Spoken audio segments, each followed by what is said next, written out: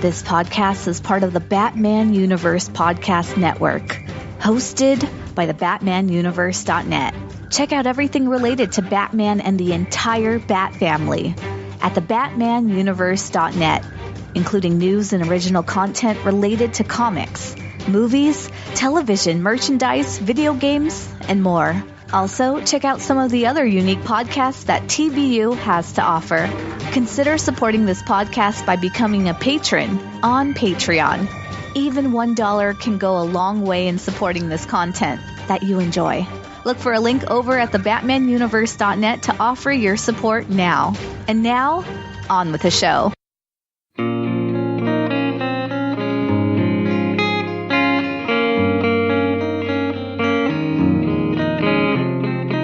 Bat books. Bat books for beginners.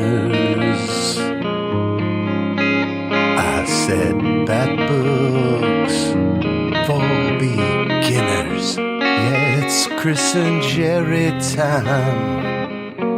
Talk about Batman, right or wrong.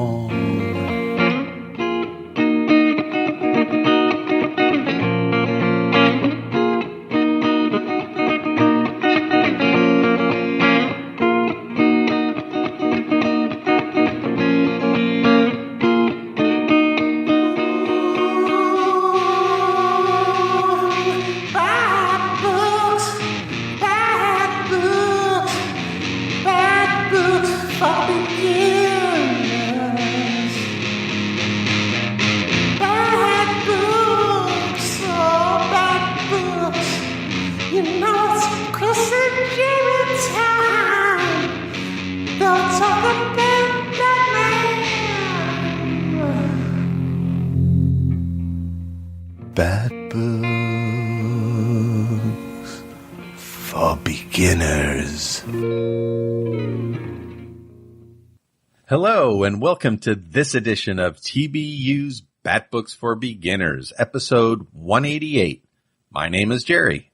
And I'm Chris. And we are your hosts. On Bat Books for Beginners, we will examine story arcs with Batman and related characters. We'll give you the historical background of the book, break down the plot and the art, and give you our opinions so you can decide for yourself if they're worth a read. Today's Bat book Chris and I are covering is Batgirl Redemption. Chris, tell us a little bit about this book. Thank you very much, Gerry. Led Zeppelin. Hey, yeah. I like that. It was really good. Awesome. Thank you. My favorite Hello, Bat band. fans. We want to thank you very much for downloading and spending some of your time with us today.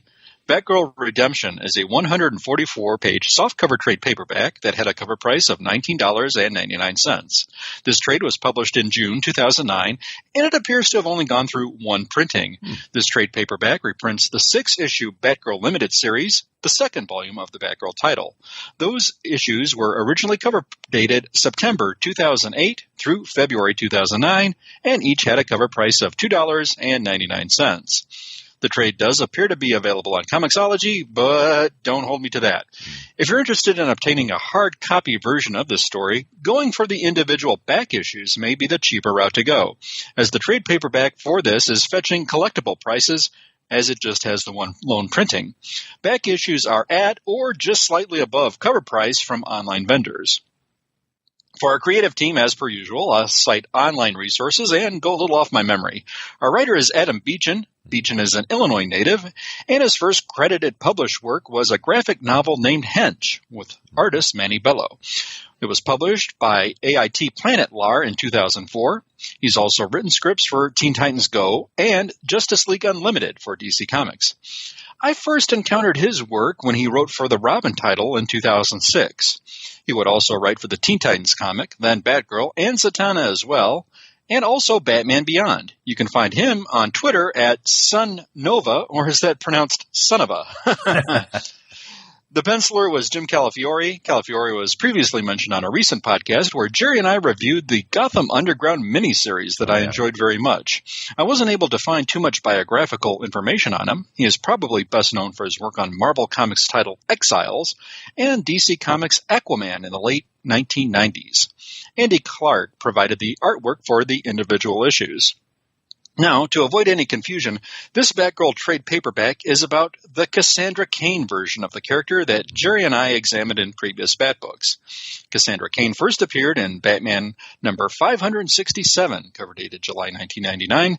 She's the daughter of assassins David Cain and Lady Shiva. She was deprived of speech and human contact during her childhood as conditioning to become the world's greatest assassin. Consequently, Cassandra grew up to become an expert martial artist while simultaneously remaining mute, developing very limited social skills and being illiterate. Cassandra was the first Batgirl to star in her very own ongoing Batgirl comic book series. As well as being called Batgirl, she has also been given the character names Black Bat and Orphan. Mm-hmm. The character can be seen in current issues of Detective Comics.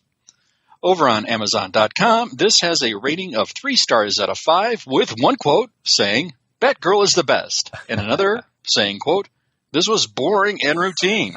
Now, over on Goodreads.com, this has a rating of 3.64 out of 5 based on 22 reviews and 262 ratings. But the key question remains. Just what do Gerry and I think of this book? Now, for that, dear listeners, please stay tuned. And with that, I shall turn it back over to you, Gerry. Thanks, Chris. We're going to talk about this story after a few messages from some of our friends. Trekker Talk, a fan podcast devoted to the adventures of 23rd century bounty hunter Mercy St. Clair from the pages of Trekker Comics by creator, writer, and artist Ron Randall. I'm Darren. And I'm Ruth.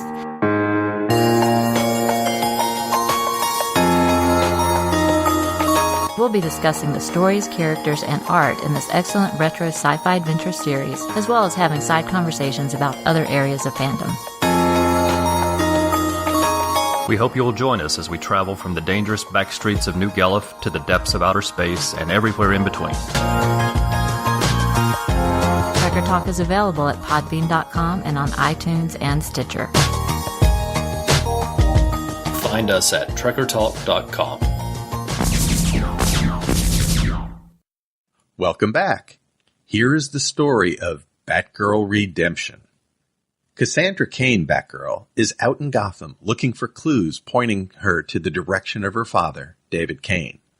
She's been accepted back into the Bat family since they discovered her previous bad behavior was due to her being drugged.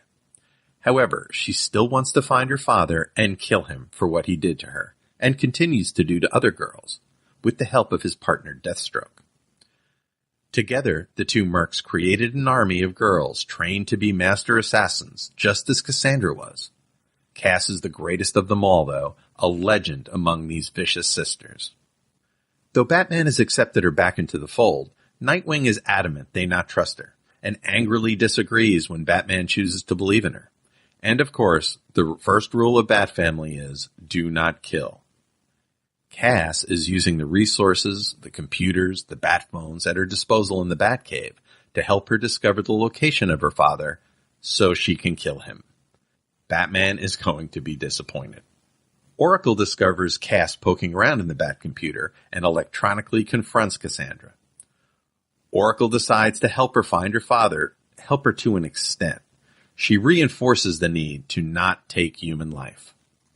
Cassandra follows a lead and discovers a bunch of dead female fighters, killed by a woman fighter, Mark. The two tussle. It is revealed that she too is the daughter of David Cain and trained to be a killer, just like Cassandra. And she too wants to kill Cain. They team up, but Cassandra only wants to kill her father, while Mark feels the need to kill everyone she's ever met, or likely to meet. They visit an old friend of Cain and Deathstroke's, who appears to be senile. They get nothing out of the big kidder, and he's faking, and gets word to his old buddies that the ladies are coming for him.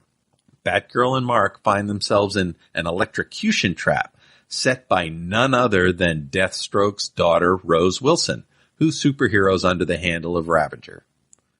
Turns out she wants to kill her dad too, so the three weird sisters make off to kill their fathers. However, they are intercepted by a trio of killer ladies from their dad's army, whom they defeat, and Mark unnecessarily kills two of. The third leads them back to the Sister Army training center. They are spotted window peeping by Deathstroke. Deathstroke ropes in to kick the three crouching costumes through the window, but Batgirl senses him coming and evades his attack. She follows in anyway to fight him. The three sisters fight Deathstroke and his army. However, Deathstroke chooses to blow up the building which he presumably escapes from. So do the three sisters, but the Sister Army is dead. Ravager decides to go off after her father. Kane's girls continue to search for their dad. They find out that Kane is planning something big in 2 days and that it will cripple the metahuman community. Cass deduces that they will try to kill Barbara Gordon. She figures out where he will shoot from, and when Kane goes to strike, Batgirl causes his bullet to go wide of its target.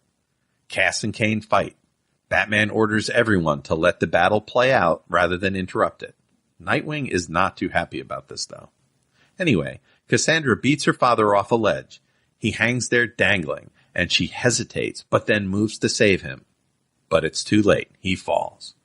Robin sees that she tried to save Kane, and Batman realizes that she is indeed worthy of being a bat. Although he knows Dick will be put out, he announces that he will adopt Cassandra, and that she will always have a family as long as he's around. The end. So Chris and I are going to talk about our feelings for the story after these words from some of our friends. Salwete. My name is Stella, and I am the host of Batgirl to Oracle, the Barbara Gordon podcast. Batgirl to Oracle is a podcast dedicated to Barbara Gordon, the first woman to hold the mantle of Batgirl for an extended period of time, roughly 1967 to 1988. The goal of Batgirl to Oracle is to examine the character's history from her first appearance as Batgirl and continuing through her tenure as Oracle. Each episode looks at a vintage issue of Detective Comics or Batman, as well as other books like Justice League and Freedom Fighters, and modern issues of Batgirl and Birds of Prey.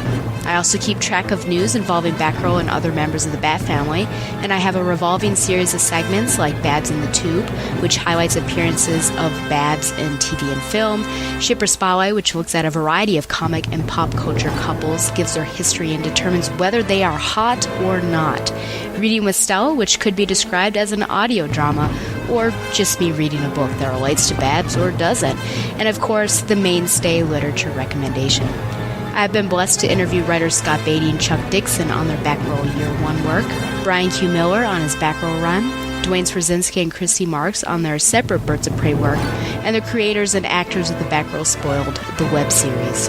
I hope to interview more creators and actors in the future.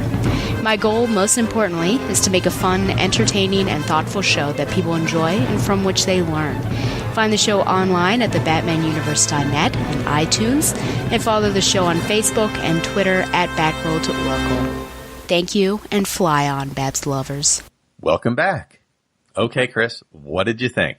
Gerry, I think this is the third Cassandra Kane Batgirl trade that we looked at. I think the first one was called Batgirl Kicking Assassins, and then we also looked at one called Batgirl Destruction's Daughter. Yes. So I think we're getting a good handle of this character. Let me get my nitpicks and criticisms out of the way first.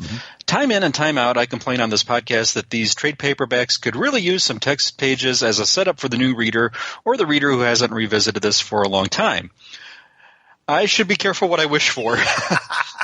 In a 2-page sequence in the first issue, we get character exposition and narrative that gives us a top-heavy 15 word captions on one page, and with the way it's framed and drawn, 14 word balloons on the next page. The final panel on that page got so crowded, the word balloons were drawn as if to show the words were spoken by characters off-panel, and you don't know if it was Batman or Robin speaking those words.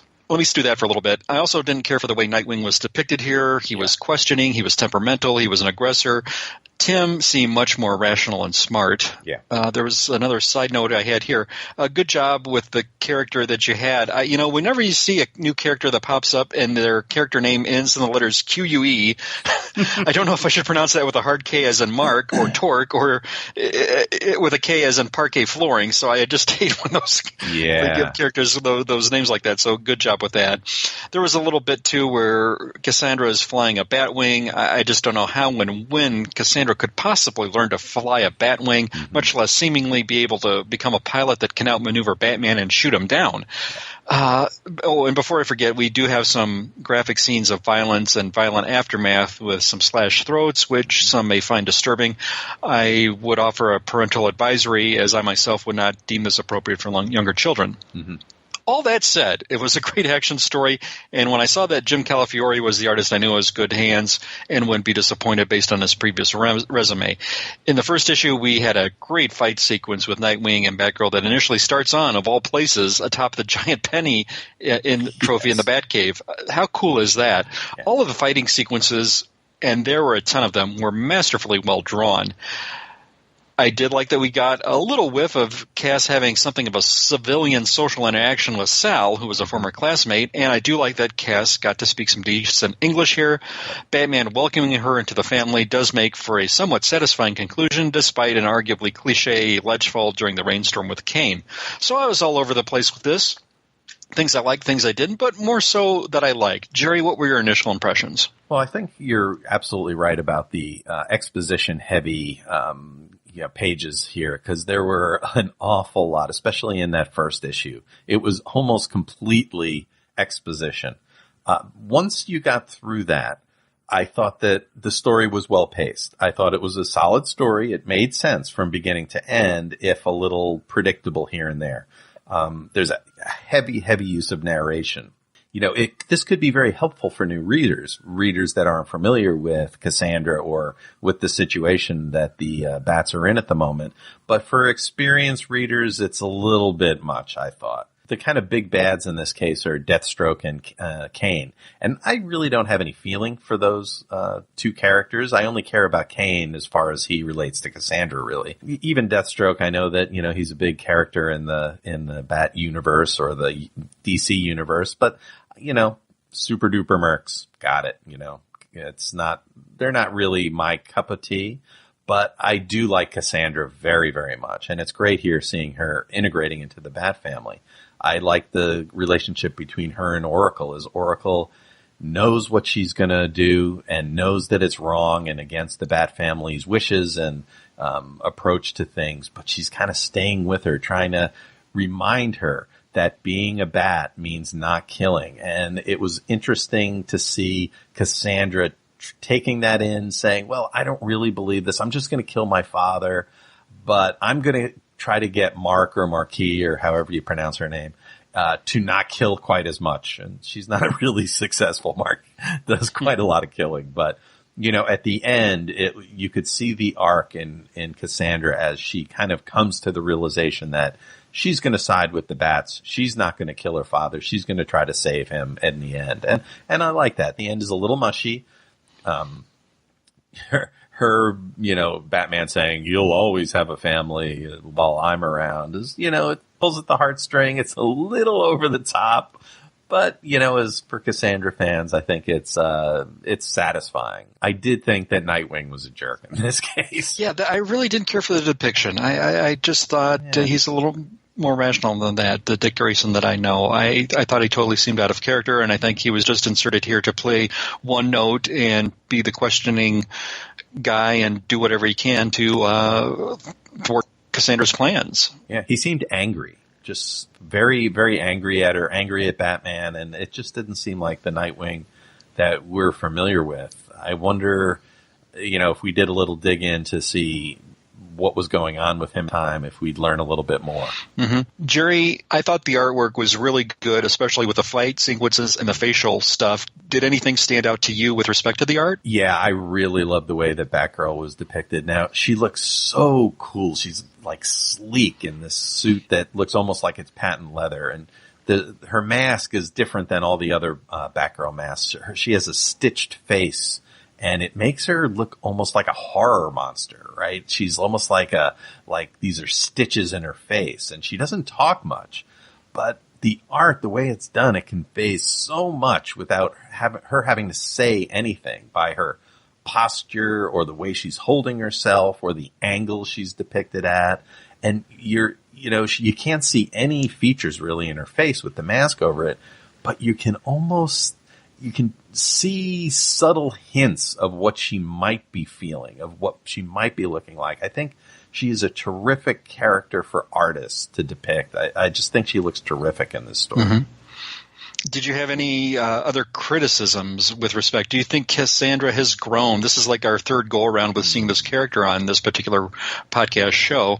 And I do see some slight character development that I am glad that we got to see. Do you think it was enough, too little, too much? What are your thoughts? I thought, like you mentioned, that this side story, this romantic side story, was good. I think it's a welcome ray of light, and making Cass see that there could be a normal life and kind of branching out, her not just being a killer. I would like to see more of her in civilian clothes, if you will. I think that, the way she struggles with language, the way she doesn't really speak very much. I think it's always interesting for me to see her working through that. What do you think about that process that she's going through?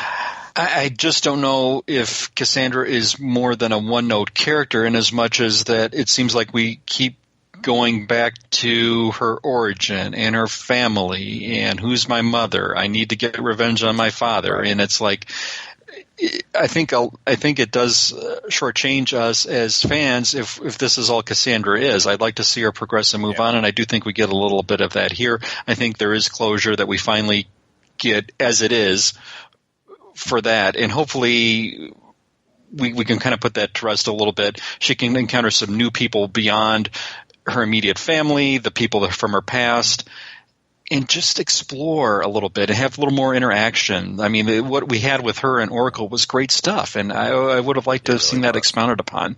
But as it is, I think it was fair. Mm-hmm. Yeah.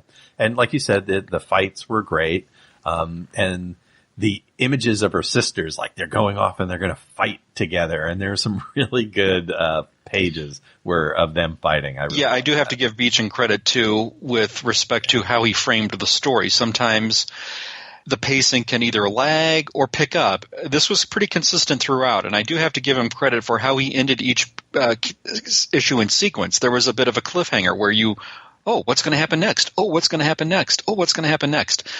That was really enticing, and I have to give him props for that. This is something where I think a lot of writers do fail with no satisfaction with an issue or want a way to make the reader want to continue on with this.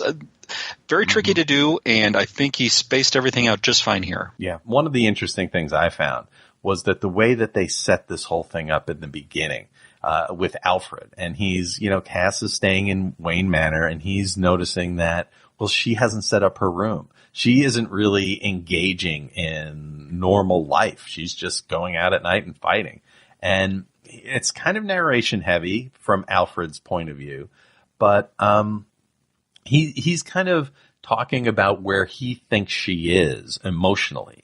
And I thought that was, again, we've complained about the story being narration heavy, and it is, but it is interesting seeing this story, the conflict, her internal conflict being set up by Alfred. I thought that was not maybe the best storytelling technique, but it worked down the line. I'm glad you mentioned that, Jerry, because for me, that was one of the moments that, for me, gave me an emotional gut punch that I didn't see coming. How many times have we talked about the hashtag #MyBatFamily, and I summarily continually dismiss Cassandra as something of a, member, whereas I was probably shortchanging her a little bit, and this made me feel a little guilty as a reader and being a little bit judgmental with that. So it was a good piece of storytelling, and it certainly elevated my thoughts of Cassandra's place in the Batman universe. Oh, fantastic. All right. So where would you put this in terms of like a rating? Do you think it's a must read? Do you think it's a recommend? Where Jerry, I'll go to my score first. I'm teetering between a 3 and a 3.5 out of 5.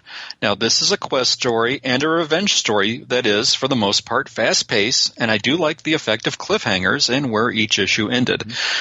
This is not a 1-star. This is not a 2-star or an average story. This is something a little bit more than that. this works as a great action story, and I could even love to see this possibly being filmed in a live action, and it would certainly engross me, especially with the characters of Ravager and Deathstroke included in this.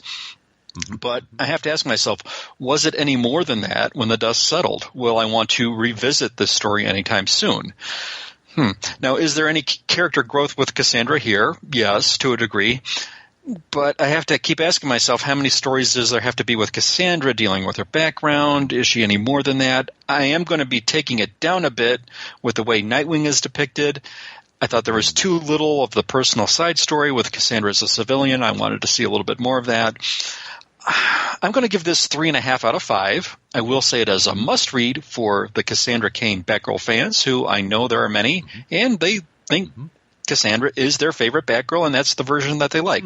I don't necessarily think this is a must-read, though, for Batman fans in general. And what do you think, Gerry? Well, I am a Cassandra fan, but there are definitely some issues with these issues. I would go somewhere between a 3.5 and a 4. Just probably that half a point is the difference between liking this character. You know, she's one of my favorite characters in the DCU. I think there could have done with a lot less narration, a lot less talking, a lot less exposition. I loved the art of Batgirl. I thought that she was striking and just has a menacing kind of like horror monster look to her.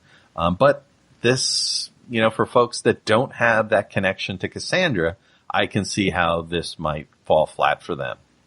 So I'm just going to be a Cassandra fan and just go 4-0 on this. But, you know, definitely can understand other people's approach. Well, I can see your points as well, yeah. So I think, you know, this is for Cassandra fans, for people that are Batgirl history fans that like to see all the different owners of the Batgirl mantle. Oracle fans, this is very good Oracle here. This is exactly the kind of Oracle that I love. Where, you know, Barbara is compassionate and she's smart and she's hanging in there and she doesn't give up on people. I think it's really, really good Oracle. In general, people that like the Bat family. And, you know, there's some pretty good breakdown of, you know, different Bat families' opinions about Cassandra and things like this. Maybe not such a great one for Nightwing fans, though. They might be disappointed. So for that reason, I would say that for those people that are interested in those things, I would say it's a must read, and I'd recommend it to those. But for others, if you know you're not really a Bat family fan, if that's not really your thing, that this might be one to pass by. Fair points all around. So that's great. So here we have another story, and now please don't forget, folks, to check Chris and I out on the Professor Frenzy Show, which is another podcast that we do on indie comics. And by the time this episode is aired, we will have released 14 episodes of the Professor Frenzy Show, which is hard to believe. And, you know, Chris and I there cover indie comics, other pop culture topics. And it's been just so much fun. We've been having a great time. And you can see the show, search for iTunes for the Professor Frenzy Show, and it'll turn up in your podcasting app of choice. Now, Chris, you can catch him out on Twitter at BTO and Batbooks, and you can also see him review things on the Batgirl to Oracle podcast. Would you tell folks about that? Thanks so much, Gerry. Yes, I'm on Batgirl to Oracle, where I have a segment, and Stella is someone who is so knowledgeable and so good at what she does. She is taking a look at the Barbara Gordon Batgirl and all the chronological appearances. She's also reviewing the current Batgirl title, and she also does other reviews where she's looking at other pieces of fiction. There's also the Required Reading podcast you can find with Stella and Tom, which is another marvelous show. And I do have a forum on Batgirl to Oracle where I look at the Batman Adventures comic that was from the 1990s based on the animated series of the same time. I'm also going to take a look at the Batman 66 title, as he's currently teaming up with Archie in Archie Meets Batman 66.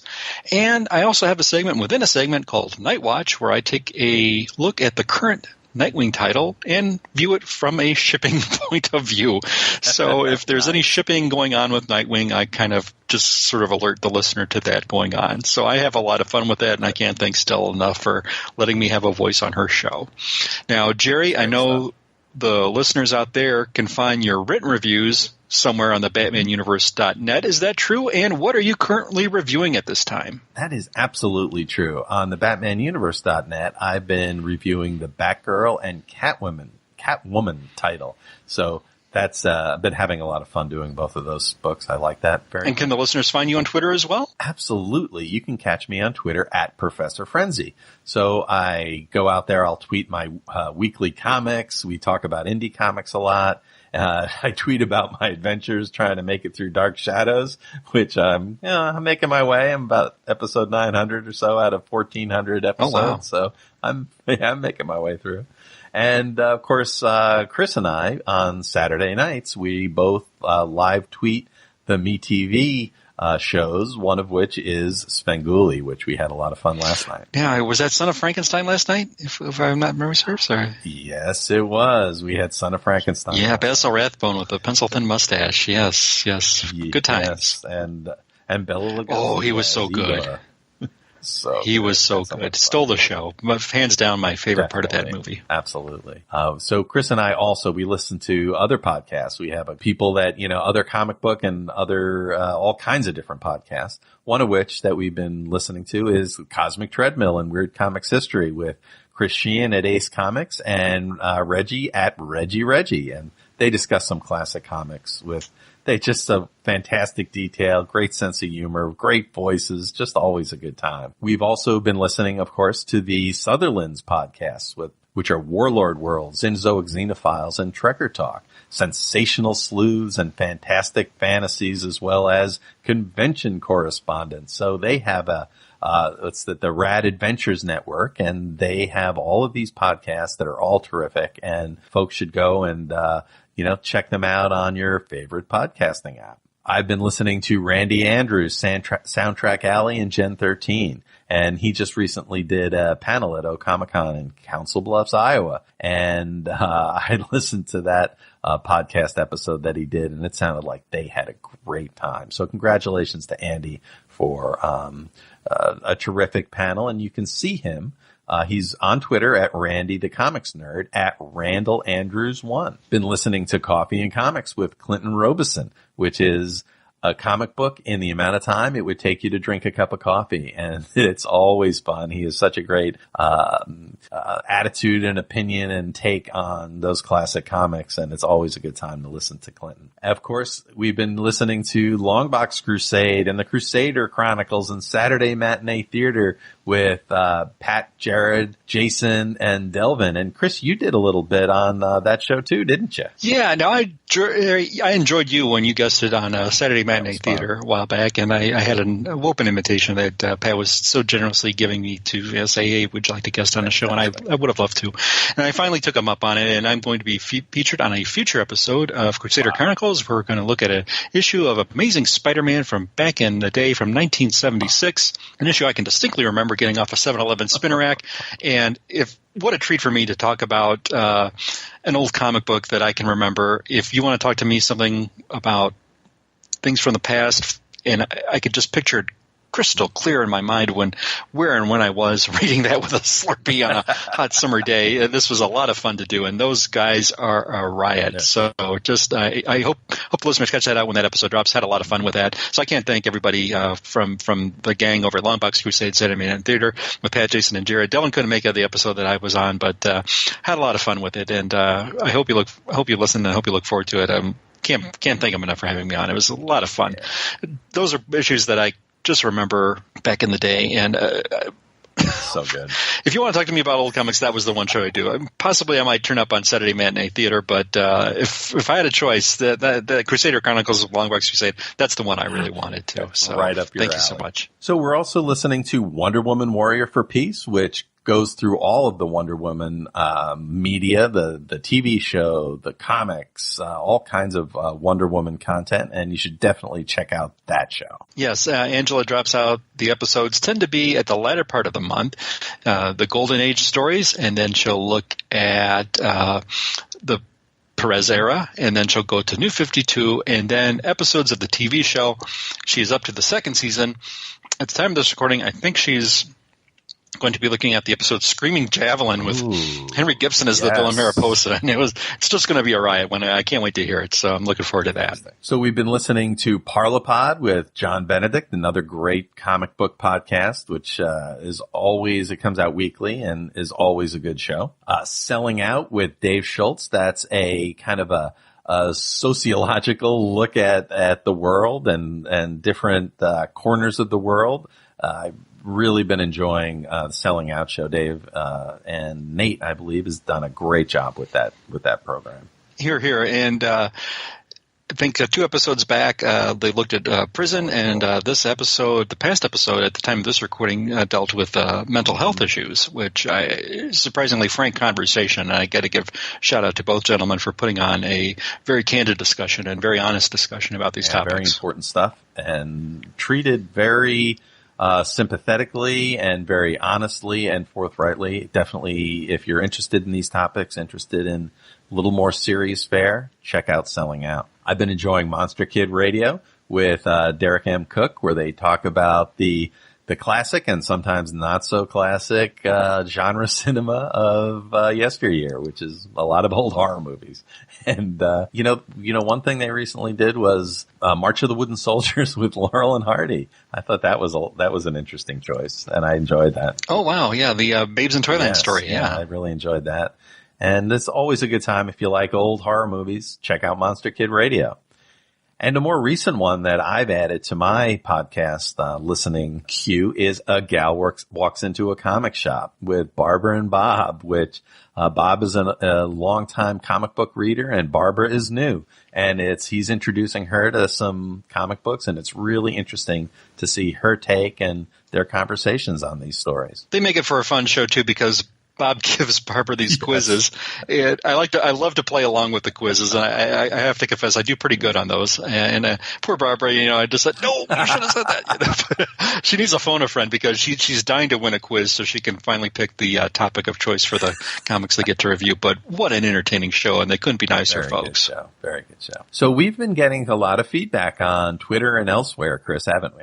Yes, thanks so much. Now, on the last episode, we got a comment from our good friend Green Lantern HG on Twitter, and he's been a huge supporter of our show, so thanks for chiming in. Right. And he writes in to say, another great episode, and I have to agree with at BTO and Batbooks. Hey, that's me. All right. The ventriloquist needs a good story. Enough of having last on the list bad villains. Here.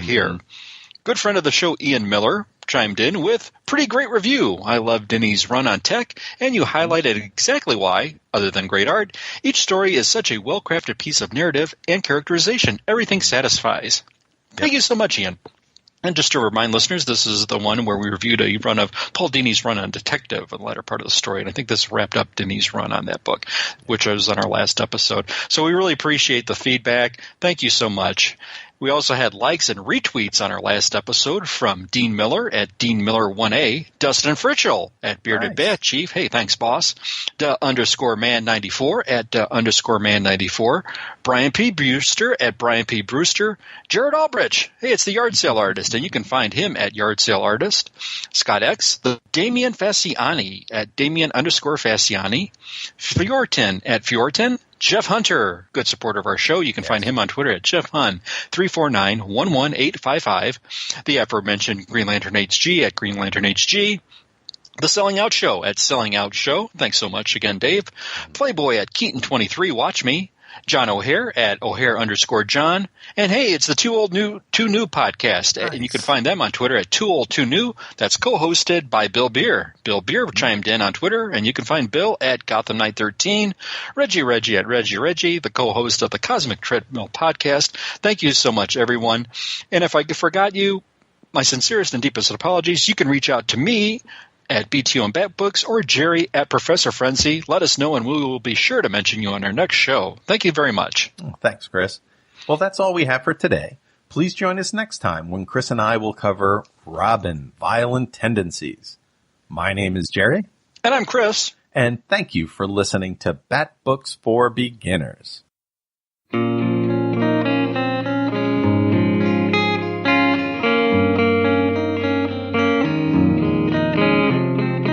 Bat Books. Bat Books. beginners. I said bat books for beginners. Yeah, it's Chris and Gerry time. Talk about Batman, right or wrong.